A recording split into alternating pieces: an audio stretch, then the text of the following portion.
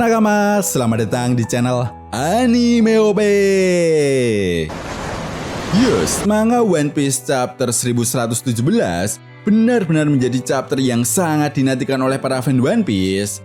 Ya, bagaimana tidak? Di akhir chapter sebelumnya, kita diperlihatkan sosok robot kuno yang benar-benar mulai melakukan pergerakan untuk membantu kelompok bajak laut Tobi Jerami meloloskan diri dari Pulau Egghead. Bukan hanya itu saja, perkataan Silver Rayleigh yang menjadi penutup di akhir chapter 1116 pun menjadi sesuatu hal yang sangat menarik di kalangan para fan One Piece. Ya, Rayleigh mengatakan bahwa siaran Dr. Vegapunk hanya akan merebut kesenangan anak muda. Jelas hal ini pun menimbulkan sebuah pertanyaan besar di kalangan para fan One Piece. Artinya, apakah sisa-sisa kelompok bajak laut Goldie Roger tidak akan melakukan pergerakan apapun ketika nantinya ada sebuah kelompok bajak laut yang berhasil mendapatkan harta karun One Piece? Dan akan seperti apa kelanjutan keseruan petualangan kelompok bajak laut Tobi Jerami pada manga One Piece chapter 1117? Serta informasi penting apa lagi yang akan diperlihatkan oleh Oda Sensei? Well, tentunya ini sangat menarik untuk kita bahas bersama. Oke, namun sebelum masuk ke pembahasannya, jangan lupa like video ini ya bosku, sebagai dukungan kalian semua untuk channel ini ke depannya. Nah, jika sudah, terima kasih banyak dan mari kita mulai. Oke, pembahasan kali ini akan kita awali dari alasan kenapa Silver Rayleigh tidak suka dengan isi pesan siaran Dr. Vegapunk, yang menurutnya justru hal tersebut akan merebut kesenangan anak muda yang benar-benar memiliki tekad untuk menjadi seorang raja bajak laut. Nah, tentunya kalian semua para fan One Piece masih ingat ketika Roger dan kelompok bajak lautnya berhasil menemukan Pulau Locktail dan harta karun One Piece. Roger tertawa sambil berkata, "Joy Boy, seandainya saja aku terlahir di era yang sama denganmu." Bukan hanya sekedar harta karun termasyhur yang bernama One Piece, Roger dan kelompok bajak lautnya pun mengetahui betul apa yang sebenarnya terjadi pada masa abad kekosongan. Mulai dari alasan kenapa kerajaan kuno dimusuhi dan dimusnahkan oleh 20 aliansi kerajaan yang bersatu, hubungan antara kerajaan kuno dengan orang-orang penyandang Namadi, dan juga keberadaan dan bentuk dari senjata kuno dalam cerita One Piece. Ya, hal-hal yang sampai saat ini masih menjadi misteri dalam cerita One Piece. Intinya adalah saat itu Goldie Roger dan krunya memang telah mengetahui apa yang sebenarnya mereka harus lakukan. Tetapi sepertinya saat itu situasi dan kondisi tidak mendukung Goldie Roger dan krunya untuk menjalankan rencana besarnya tersebut. Nah, sampai di sini, apabila kita analisa lagi, ada beberapa faktor yang membuat Goldie Roger tidak bisa, atau lebih tepatnya, tidak bisa melakukannya. Jelas faktor pertama, karena Roger benar-benar harus melawan penyakitnya yang telah menggerogoti tubuhnya. Perlu diingat ya bosku, di chapter 966, dokter sekelas Crocus saja tidak mampu menyembuhkan penyakit dari Roger. Bahkan dirinya pun menegaskan bahwa masa hidup Goldie Roger tinggal 1 tahun lagi. Jelas sampai di sini, Roger pun tidak memiliki banyak waktu lagi untuk melakukan pergerakan setelah menemukan harta karun One Piece. Selain menderita penyakit yang mematikan, Goldie Roger juga merasa bahwa saat itu bukanlah waktu yang tepat untuk menjalankan rencana besarnya. Meskipun sebenarnya Roger dan krunya telah mengetahui apa yang harus mereka lakukan. Hal ini juga semakin dipertegas oleh ucapan Silver Rayleigh pada manga One Piece chapter 507. Ya, di chapter ini, Rayleigh mengatakan bahwa kami dan para ilmuwan Ohara terlalu terburu-buru.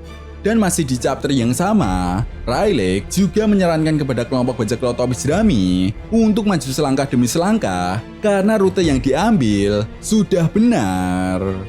Selain itu, kalian juga pasti masih ingat ketika kelompok bajak laut Goldie Roger sampai di pulau terakhir, salah satu dari 3 senjata kuno belum terlahir. Bahkan ketika itu pun, Raja Neptune belum menikah dengan Ratu Otohime. Lalu di sisi lain, salah satu senjata kuno Pluton juga masih tertidur di dalam reruntuhan negeri Wano kuno.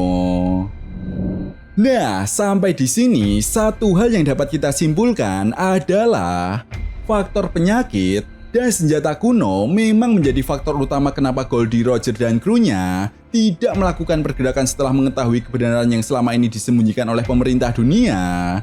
Dan secara tidak langsung, hal ini juga bisa menjadi sebuah jawaban terhadap pernyataan Dr. Vegapunk mengenai alasan kenapa Goldie Roger tidak melakukan pergerakan. Selain itu, Roger yang paham betul bahwa pemerintah dunia bukanlah lawan yang sembarangan, dan saat itu pun mungkin pemerintah dunia sedang memiliki kekuatan yang berada di atas angin, membuat Roger dan krunya sadar betul bahwa butuh waktu yang cukup lama untuk melawan pemerintah dunia ketika itu. Sedangkan Goldie Roger sendiri tidak memiliki banyak waktu untuk melakukan hal tersebut. Ditambah lagi, saat itu kelompok bajak laut belum sebanyak saat ini. Bahkan ketika itu pun organisasi atau kelompok bajak laut yang secara terang-terangan menentang pemerintah dunia, seperti Revolutionary Army, belum ada saat itu. Dengan kata lain, memang saat itu situasi dan kondisi sangat tidak menguntungkan bagi kelompok bajak laut Goldie Roger untuk melakukan pergerakan. Jelas hal ini jugalah yang membuat Goldie Roger memutuskan untuk menunggu generasi selanjutnya. Perlu diingat ya bosku, pada manga One Piece chapter 576, sebelum kematiannya, Edward Newgate alias Shirohige pernah mengatakan bahwa Marshal D-Teach bukanlah pria yang ditunggu oleh Goldie Roger. Shirohige juga mengatakan bahwa suatu saat nanti akan muncul seorang pria yang memikul beban sejarah ratusan tahun lalu dan bertarung demi dunia. Dan itu adalah hari di mana ketika harta karun One Piece ditemukan. Tentu saja, apabila kita kaitkan dengan ucapan Dr. Vegapunk, rasanya memang masuk akal jika pertempuran besar yang terjadi di masa lalu akan terulang kembali. Sehingga secara tidak langsung, keputusan Roger untuk menyerahkan diri setelah menemukan harta karun One Piece adalah sebuah keputusan yang tepat. Karena dengan menyerahkan diri pada pihak angkatan laut, akan membuat Goldie Roger mendapatkan perhatian besar dari masyarakat dan juga media massa. Yap, dan benar saja hal ini pun terbukti ketika Goldie Roger akan dieksekusi.